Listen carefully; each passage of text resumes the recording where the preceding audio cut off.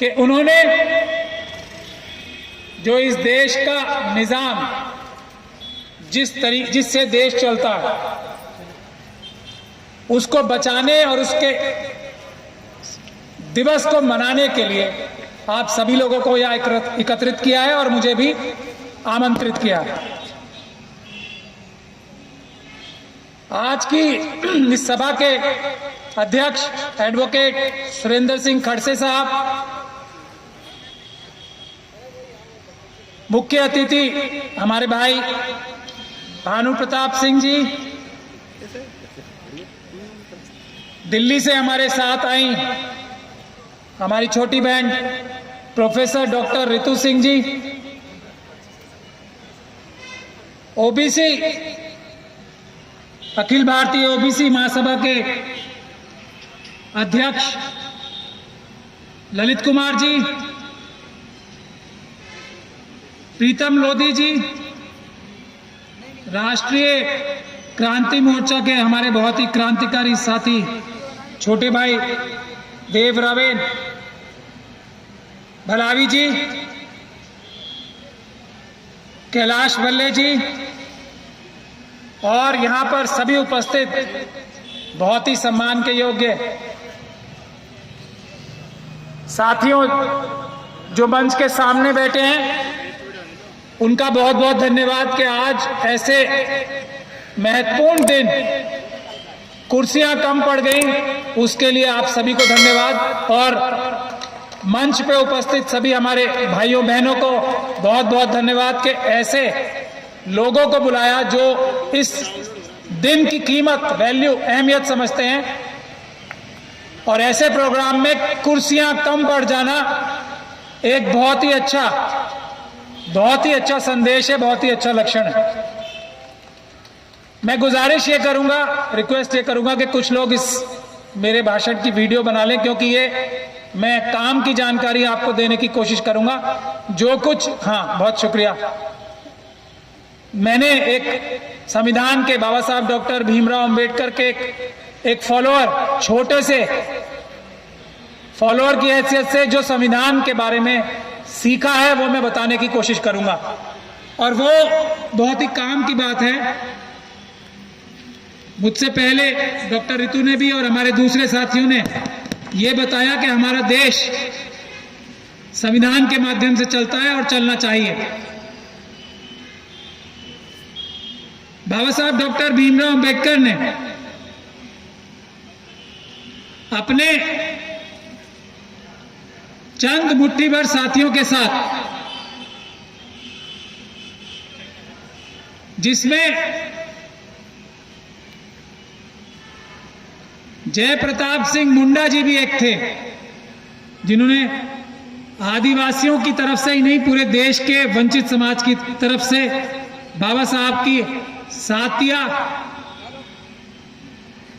और एक ऐसा संविधान बनाने में मदद की उनके, जिस संविधान को लाने के लिए बाबा साहब ने बहुत संघर्ष किए और जिस संविधान को रोकने के लिए मनुवादी मानसिकता ने बहुत ज्यादा ताकत लगाई।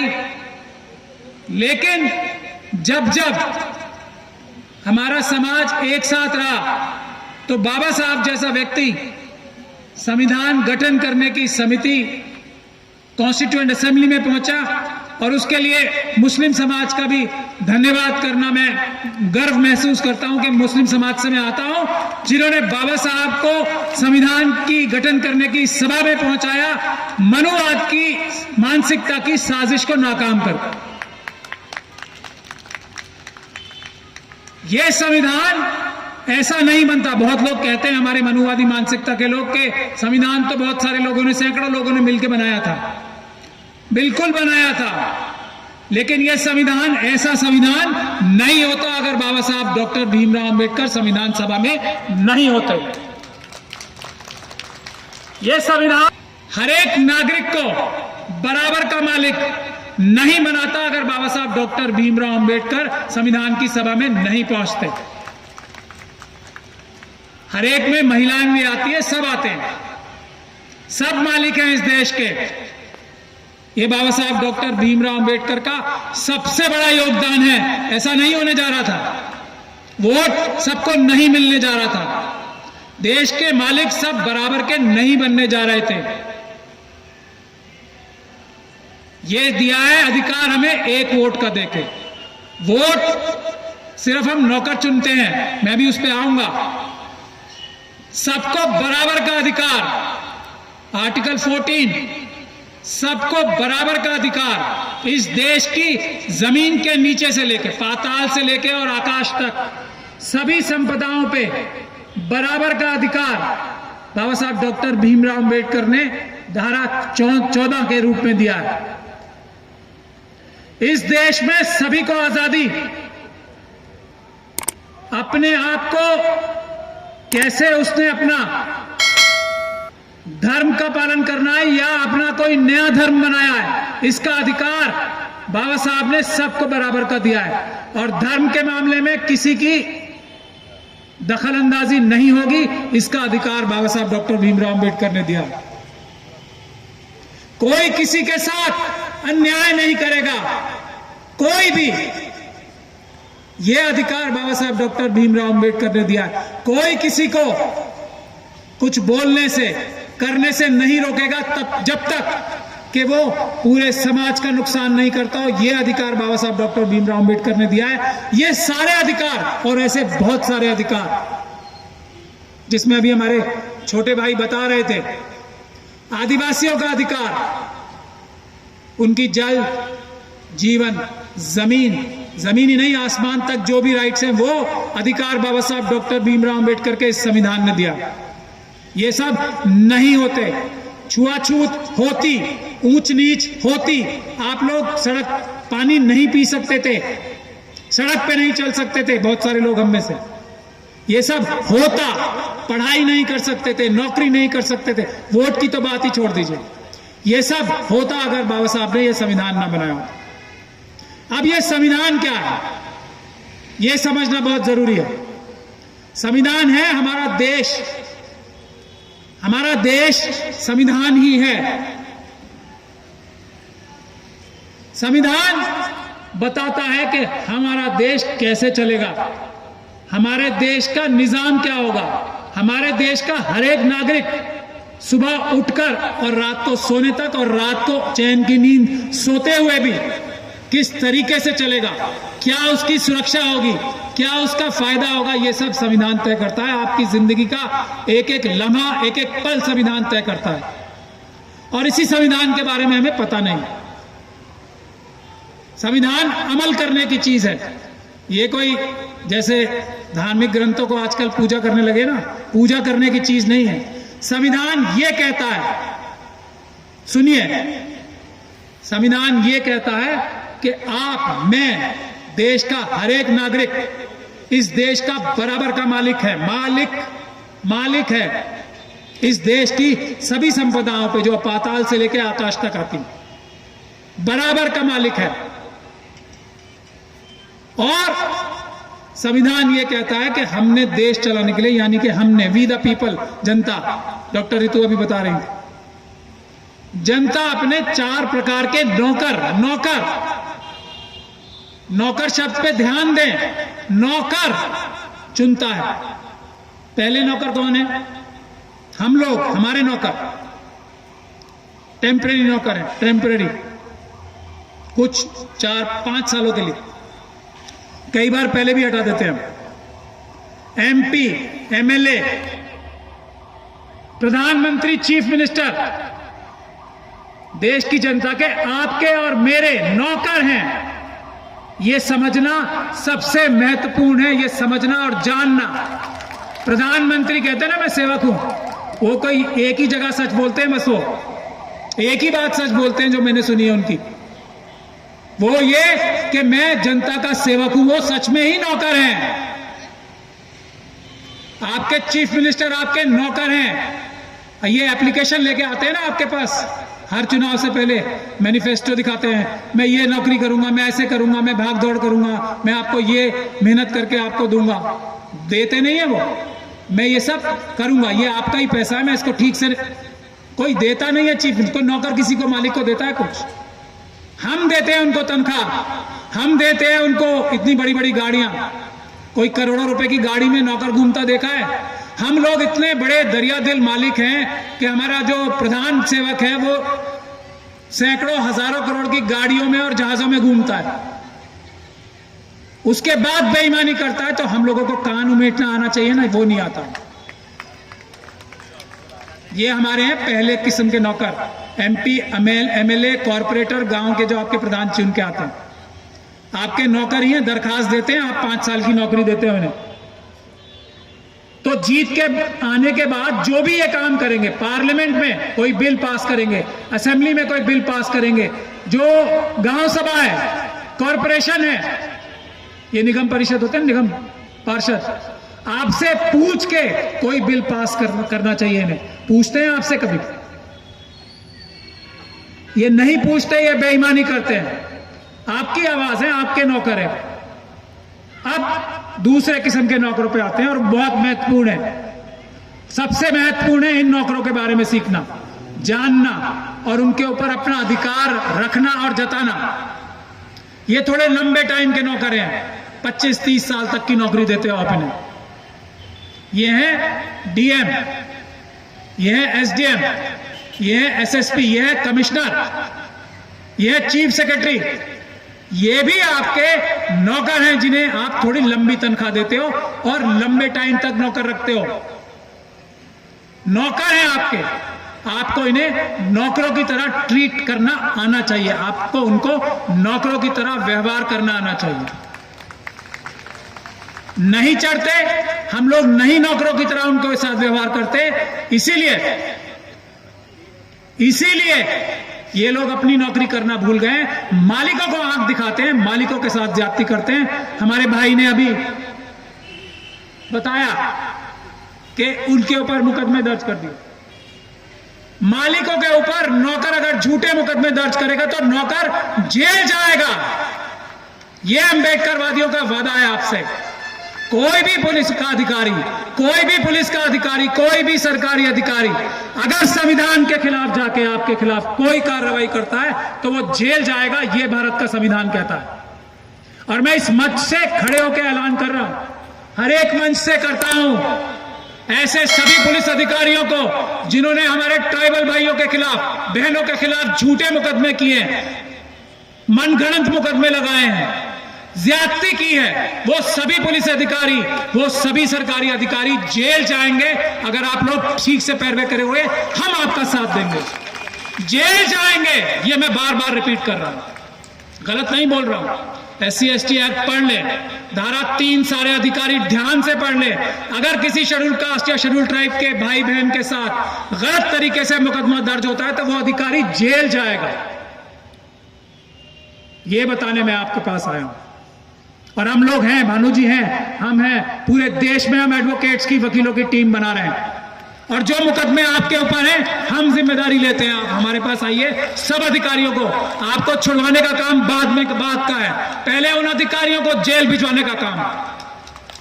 नहीं तो आपको बंद करते रहेंगे झूठे मुकदमों में और हम आपको छुड़वाते रहेंगे। लेकिन अगर हमने मुट्ठी भर अधिकारियों को यह मजबूर किया कि वो संविधान के हिसाब से चलेंगे, संविधान को नहीं तोड़ेंगे, कानून के हिसाब से चलेंगे, तो फिर दोबारा किसी को झूठे मुकदमे लगाने की हिम्मत नहीं होगी। इस बात को आप ध्यान से समझ लें। तीसरे प्रकार के नौकर हैं हमारे, उन नौकरों के बारे में भी समझ लें। देश की जनता देश की मालिक है, बहुत महत्वपूर्ण है ये भी तीसरे प्रकार के नौकर। जहां से मैं आता हूं, इस देश के चीफ जस्टिस, प्रधान न्यायाधीश और उनके साथ सुप्रीम कोर्ट में बैठे हुए सारे जज आपके जनता के नौकर हैं, पब्लिक सर्वेंट हैं। समझ लें इस बात को। जो न्यायालय होते हैं वो खुले में क्यों होते हैं? क्यों होते हैं? कि पूरी दुनिया और मालिक देश के ये देख सकें कि न्यायाधीश जो हैं वो इंसाफ कर रहे हैं या बेईमानी कर रहे हैं। इसीलिए ओपन कोर्ट है, कोई भी अदालतों में जा सकता है। उसकी वजह ये है, ये न्यायाधीशों को भी हम माय लॉर्ड बोलते हैं, योर ऑनर बोलते हैं। ये इज्जत मालिकों ने दी है, ये अपने तीसरे प्रकार के नौकरों को। तनख्वाहें देते हैं, उनको भी पूरी सुविधाएं देते हैं। क्यों? कि वो हमें एक सुविधा, एक सर्विस दे कि अगर हमारे पहले दो नौकर कोई गलती करते हैं या हमारे आपस में कोई झगड़ा होता है, कोई विवाद होता है, तो उसको ईमानदारी पूर्वक उस पर फैसला दे। ये एक सर्विस है, नौकरी है। ये रिटायर होते हैं ना जजेस भी, आप किसी जज से आपके जानने वाले भी होंगे, पूछ लेना आप जनता के नौकर हो या नहीं हो। अगर ना करे तो मैं झूठा, नहीं हां करे तो आप लोगों को पता होना चाहिए जज साहब भी जो बैठे हैं वो आपकी नौकरी कर रहे हैं। ये मानसिकता बहुत जरूरी है, ये हमें समझना बहुत जरूरी है। तभी हम इन लोगों के साथ डील करना सीखेंगे, जो हमारे अधिकार हैं वो सुनिए। हाँ, अब चौथे किस्म के नौकर जो हमने इन सब की निगरानी करने के लिए रखे हैं, उसको भी बहुत पावर है। आजकल तो मैं उसे आपराधिक मीडिया कहता हूं। आजकल जो असली हमारे देश की जनता के नौकर हैं वो हमारे सोशल मीडिया के जो न्यूज़ चैनल चलाते हैं हमारे भाई बहन, वो ईमानदारी से नौकरी कर रहे हैं। बड़े बड़े जो टीवी चैनल्स हैं, बड़े बड़े जो अखबार हैं, वो बेईमान नौकर हो गए, अपराधी नौकर हो गए। वो ईमानदारी से अपना काम नहीं कर रहे। उनका काम क्या है? उनका काम है जनता के जासूस हैं, वो मालिकों के जासूस हैं। हमने उन्हें जासूसी का काम दिया भारत के संविधान में। क्या काम दिया है कि कोई भी, हमारे पहले 3 नौकर जो है ना, ये अगर कोई गलती कर रहा है तो हमें बताओ, उसकी गलती बताओ, ताकि हम उसका कान उमेटें। इतनी बड़ी जिम्मेदारी है प्रेस की, और प्रेस को भी बहुत ताकत है, किसी से भी कुछ सवाल कर सकती है ना प्रेस। बहुत सारी फैसिलिटीज हैं, उनको हर जगह प्रायोरिटी मिलती है। जाते हैं ना, ये ताकत जो दी है। मैं आपको यह भी बताना चाहता हूं कि हम खुद जो वकील हैं उसको भी जनता ने बहुत ताकत दी है। हम भी आपके नौकर हैं, वकील, हम भी सर्विस दे रहे हैं आपको। डॉक्टर, ये सब लोग, ये सभी आपके नौकर हैं। आप इन पे पैसा लगाते हो, हमारी पढ़ाई लिखाई पे। हमें भी बार काउंसिल का लाइसेंस मिलता है ना, हमें भी बहुत सारी सुविधाएं हैं, वो सब आप लोग देते हो कि हम आपको न्यायालयों में न्याय दिलवा सकें। तो ये समझने की जरूरत है। पहली चीज तो ये होगी। अब पार्लियामेंट में, असेंबलियों में, कॉरपोरेशंस में, ग्राम पंचायत में जो आपका नौकर जाता है, उसकी जिम्मेदारी ये होती है कि वो आपसे पूछ के काम करे, वो काम करे जिसकी वो इजाजत लेके अपने मैनिफेस्टो में, इलेक्शन में जो देते हैं ना घोषणा पत्र, उसमें जो वादे किए थे नौकरी लेने से पहले, वो काम करे। अगर नहीं करता तो पहली बात तो वो देश की सबसे बड़ी चीटिंग होती है, वो अपराध है। मगर हम उस पर उसका अमल नहीं करते, हम उस पर कार्रवाई नहीं करते।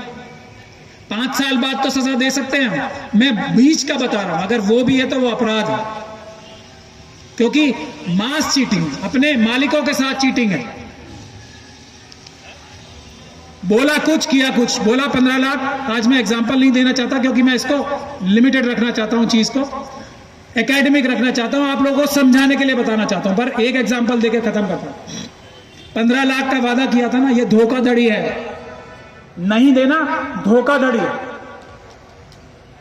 वादा नहीं करना चाहिए। आपको धोखा देके वोट लिया ना, नौकरी देने का करोड़ों में नहीं दी ना, धोखा है।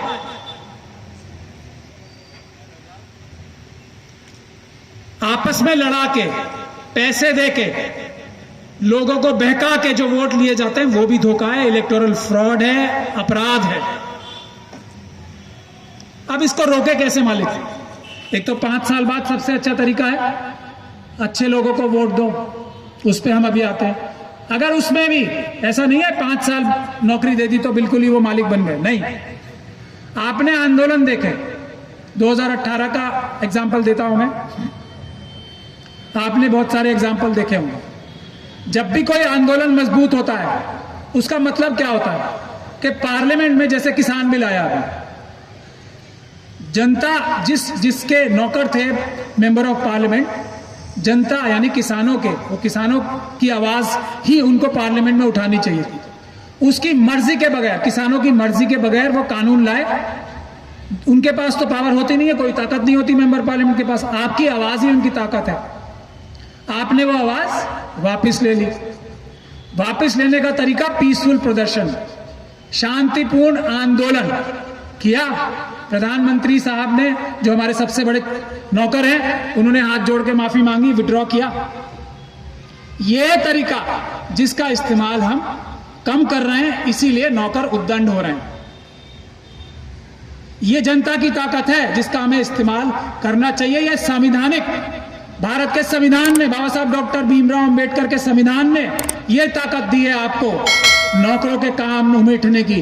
अगर अदालतें भी आपकी बात ना सुने तो, अगर सरकारी अधिकारी आपकी बात ना सुने तो, हालांकि अदालतें सरकारी अधिकारी, आप अगर उन्हें चिट्ठी लिख के देते हैं कि ये संविधान के विरुद्ध हो रही है कार्रवाई, ये कानून के विरुद्ध हो रही है, तो वो उनकी ड्यूटी है। अगर वो नहीं करते ड्यूटी अपनी तो वो अपराध है। लेकिन उस अपराध को सजा दिलवाने के लिए आपको अच्छे नौकर लाने पड़ेंगे। अगली बार अच्छे नौकर नहीं आते तब भी आप उनके खिलाफ कानूनी कार्रवाई भी कर सकते हैं। और सबसे बड़ा आपका जो सजा देने का या उद्दंड नौकर को ठीक करने का हथियार है वो है पीसफुल प्रोटेस्ट। ये भी आपका संवैधानिक हथियार है, सबसे बड़ा औजार है, सबसे बड़ा तरीका है जिसका हमें इस्तेमाल जितना ज्यादा करेंगे संविधान उतना ही मजबूत होगा, आपके अधिकार उतने ही सुरक्षित होंगे। संविधान में सबसे पहली जो जिम्मेदारी, अब जिम्मेदारियां भी सुन लीजिए, जिसके लिए आपको हमको सबसे पहले प्रोटेस्ट करना चाहिए। सबसे बड़ी जिम्मेदारी है हमारे जो देश की धरती, चाइना भी 1000 किलोमीटर जो खा गया है ना, संविधान की धारा 2 ही है जो भारत का नक्शा बताती है क्या क्या उसमें है, उसको अक्षुण्ण रखने की सबने कसम खाई है। और अभी सेना के एक सीनियर जनरल ने, एक नॉर्दर्न कमांड के जनरल साहब ने एक बयान दिया था, बहुत उसके बारे में विवाद हो रहा है। उन्होंने कहा था कि हम पीओके, पाकिस्तान ऑक्यूपाइड कश्मीर, वापस लेने के लिए तैयार हैं। जो सरकार है हमें ऑर्डर करे हम पूरा करेंगे। तो जो नौकर आपका इतनी तैयार सेना को आदेश नहीं दे रहा, वो गलती कर रहा है या सही काम कर रहा है? इसके लिए पीसफुल प्रोटेस्ट होने चाहिए, इसके लिए शांतिपूर्ण प्रदर्शन होने चाहिए।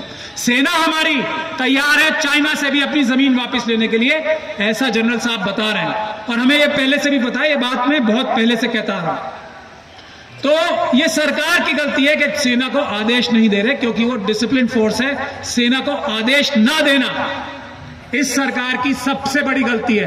बाकी उन सभी गलतियों से जो आप सब लोग जानते हो और मैं बताता भी हूं, और हमारे भाई भी बताते हैं, बहनें भी बताते हैं, सबसे बड़ी गलती यह है कि सेना तैयार है और यह सरकार उसको बांध के रखी हुई है, रोक के रखी हुई है अपनी धरती वापस लेने से। इसके खिलाफ हमें शांतिपूर्ण प्रदर्शन करने चाहिए। उसके बाद जो सबसे बड़ी अत्याचार, जो सबसे बड़े देश के खिलाफ गद्दारी हो रही है, वो हमारे ट्राइबल भाइयों की जमीनों के ऊपर उनके अधिकार छीनना। ये कोई ट्राइबल्स की विषय नहीं है।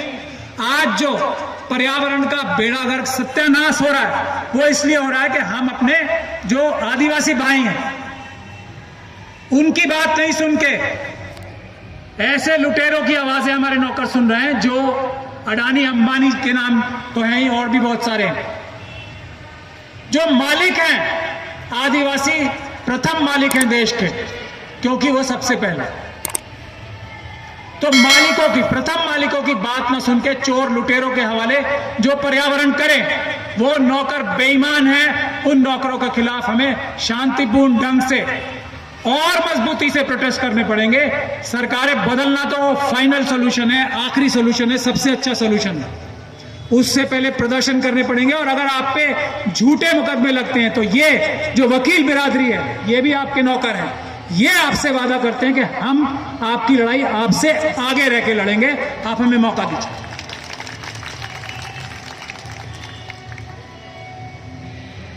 ये है दूसरी बड़ी।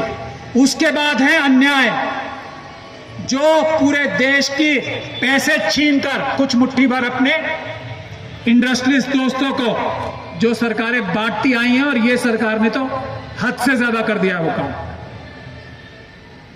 एक अपने मित्र को, अडानी को, दुनिया का सबसे रईस आदमी बनाने के लिए पूरे देश के 85 करोड़ जनता को 5 किलो अनाज का मोहताज बना दिया एक आदमी की खातिर।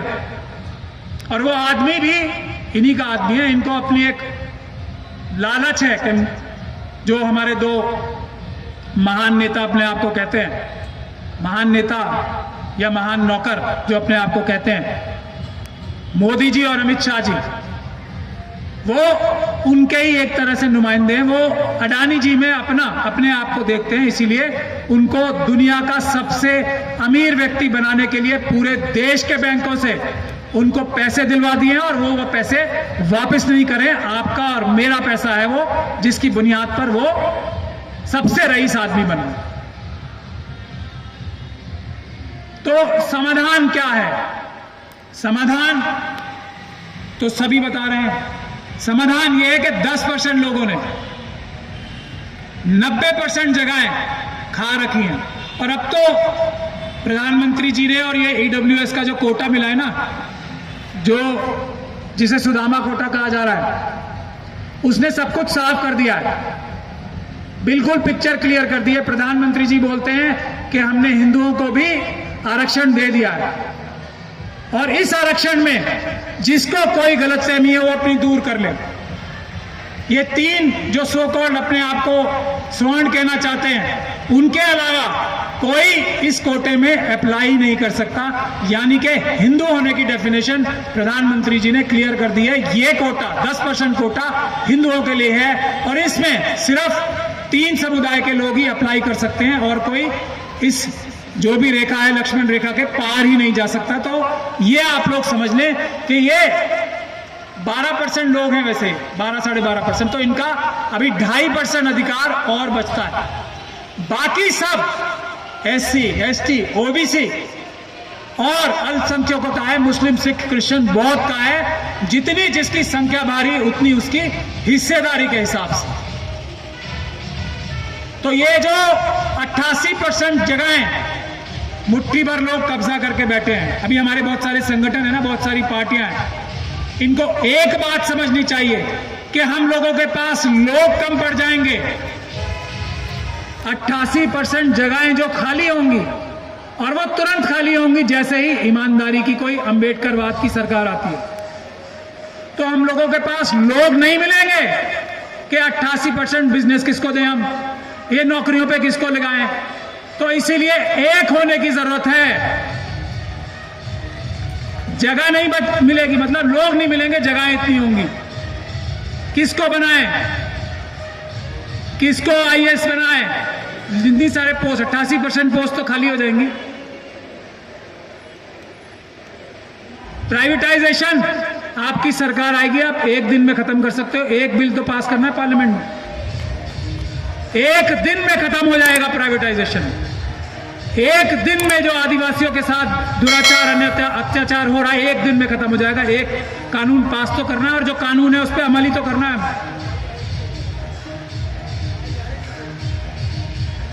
एक दिन में शेड्यूल कास्ट कम्युनिटी के ऊपर अत्याचार बंद हो जाएगा, एक दिन में माइनॉरिटीज के ऊपर अत्याचार बंद हो जाएंगे, एक दिन में। लेकिन वो फाइनल सोल्यूशन है। उससे पहले हमें पीसफुल प्रोटेस्ट, अदालती कार्रवाई और जो हम प्रशासन के पास रिप्रेजेंटेशन या पत्रक देते हैं उसके माध्यम से लड़ाई करनी है, उसके माध्यम से संघर्ष करना। एक आखिरी बात कह के मैं खत्म करना चाहूंगा अपनी बात। एक मध्य प्रदेश का एग्जाम्पल देना चाहता हूं मैं। मध्य प्रदेश में मेरे ख्याल से जो कम से कम संख्या जनगणना के तौर पे लगाई गई है ट्राइबल्स की, 21 साढ़े 21% नहीं, 21 साढ़े सेंसस के हिसाब से लगाई है, वो बहुत कम करके आंकी है इन्होंने जानबूझ के। मध्य प्रदेश का बजट है इस साल का, मैं देख रहा था, 2 लाख करीब 80 करोड़ रुपए, 89 करोड़ रुपए।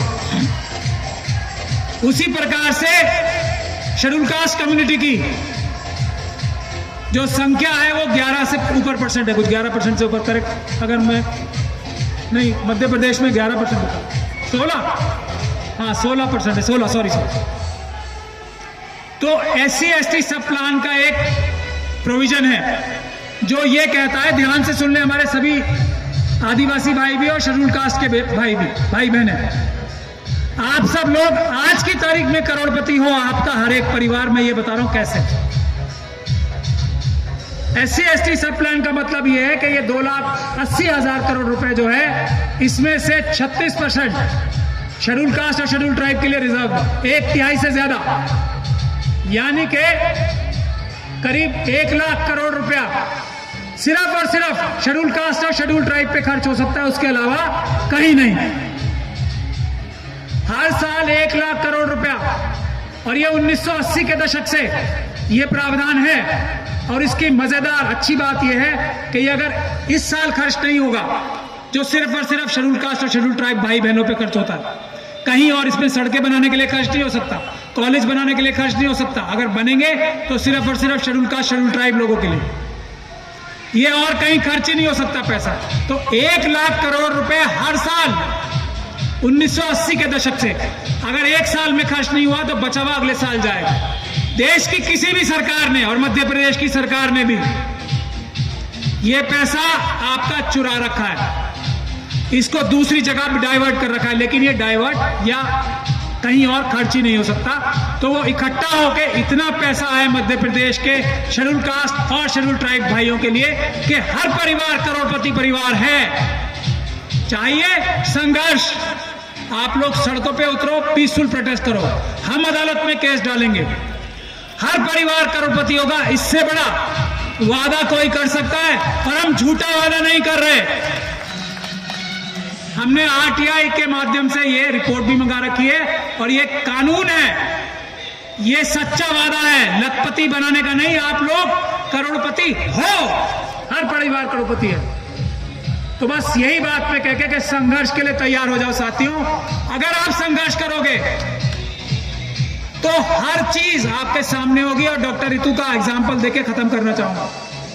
इसमें जिस वाइस चांसलर ने, जिस रजिस्ट्रार ने दिल्ली यूनिवर्सिटी के, जिस प्रिंसिपल ने दिल्ली यूनिवर्सिटी की डॉक्टर रितु के खिलाफ, वैसे तो नहीं ना, एकलव्य का तो अंगूठा ही काटा जाता है, वैसे तो इनसे अच्छी कोई टीचर नहीं है दिल्ली यूनिवर्सिटी में, इनका अंगूठा काटा ना झूठे सिग्नेचर बना के, वो सभी आज कटघरे के पीछे जाने के लिए तैयार खड़े हैं। कौन? Vice chancellor, registrar, Delhi university की प्रिंसिपल, और वो सभी पुलिस अधिकारी जिन्होंने इनकी इन्वेस्टिगेशन, पहले FIR नहीं की, उसके बाद इन्वेस्टिगेशन जो उसका जो छानबीन की है वो ठीक नहीं की, वो भी जेल जाने की कगार पे खड़े हैं।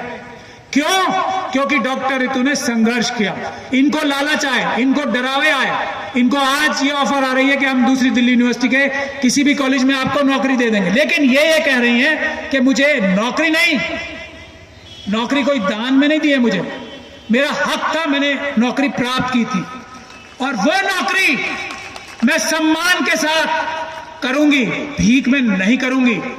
मेरा हक है, मैं लूंगी, ना किसी लालच में आऊंगी, ना किसी दबाव में आऊंगी। और इसका फायदा भाइयों ये और बहनों, हमारी खास तौर पे ध्यान से सुन ले, आज बहनें बहुत सारी आई हुई हैं, इसका फायदा पूरे देश में हमारे सभी यूनिवर्सिटी के जो प्रोफेसर्स बनने की कोशिश कर रहे हैं, बन चुके हैं, उनके साथ जो दिन रात अन्याय होता है, पूरे देश में इसको फायदा होगा। जब रजिस्ट्रार दिल्ली यूनिवर्सिटी का, जो सबसे बड़ी यूनिवर्सिटी मानी जाती है, वो जेल जाएगा, उसके बड़े बड़े अधिकारी जेल जाएंगे। तो ये अपनी लड़ाई नहीं लड़ रहे, ऐसे ही मुट्ठी भर लोग हमें चाहिए, और मुझे पूरा भरोसा है कि यहां से भी हमें कुछ ऐसे लोग आज मिल रहे हैं जो जेल जाने से नहीं डरते। यही सबसे बड़ा आज की लीडरशिप की क्वालिटी है इस सरकार के पास, और कुछ नहीं है। पुलिस का डरावा दिखाने के अलावा, झूठे मुकदमे के डराने के अलावा, जो लोग हमारे नेता बनने चाहिए वो जेल जाने के लिए तैयार नहीं। नेता उसी को बनाओ जो जेल जाने के लिए बेकरार है, तैयार नहीं।